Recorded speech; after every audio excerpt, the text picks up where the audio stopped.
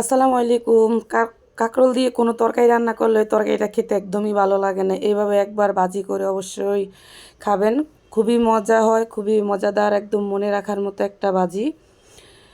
একদম নরম সফট, কিন্তু খেতে খুবই মজা হয় এই ভাজিটা। এখানে আমি হাফ কেজি কাঁকরোল নিছি। কাঁকরোলটা একদম একটু ডেকা দেখে নেবেন, যেহেতু মানে একদম নরম হয়। বাতি কাঁকরোল নিলে একদমই ভালো লাগে না। কাঁকরোলগুলো কেটে সুন্দর করে ধুয়ে পরিষ্কার করে নিয়ে আমি এখানে হলুদ, মরিচ, লবণ আর একটুখানি ধনিয়ার গুঁড়া দিয়ে ভালো করে মাখায় নিব। পরে কাঁকরোলগুলো আমি একদম লাল লাল করে লোক এপাট ওপাট করে লাল লাল করে তেলে ভাজি করে নেব।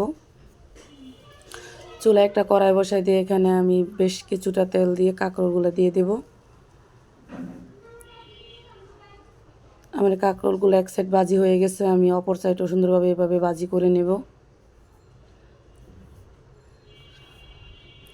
আমি যেই বলে কাঁকরোলটা মাখাইছি ওই বলে আমি এখানে পেঁয়াজ, কাঁচামরিচ আর কিছু টমেটো দিয়ে সুন্দর করে ওই মশলার সাথে একদম মাখাই নিব।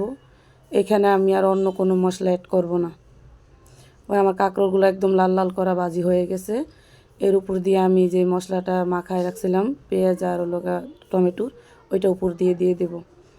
দিয়ে একদম অল্প আছে এটাকে আমি লাল লাল করে একদম ভাজি করে নেব।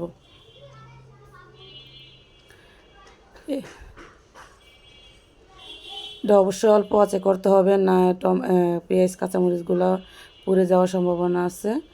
এই যে আমি অল্প আছে কয়েকবারই ঢাকা দিয়ে এটার আমি আস্তে আস্তে ভাজি করে নেব।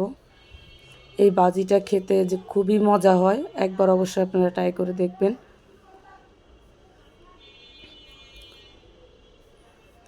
আমি কয়েকবার এইভাবে ঢাকনা দিয়ে রান্না করে কয়েকবার আবার আবার আলতো হাতে একটু লাড়াচাড়া করে দিচ্ছি, যাতে মশলাটা পুড়ে না যায়। যে আমার ভাজিটা একদম হয়ে গেছে। দেখেন কত একটা সুন্দর লোভনীয় এই ভাজিটা। অবশ্যই একবার হলো আপনারা ট্রাই করবেন।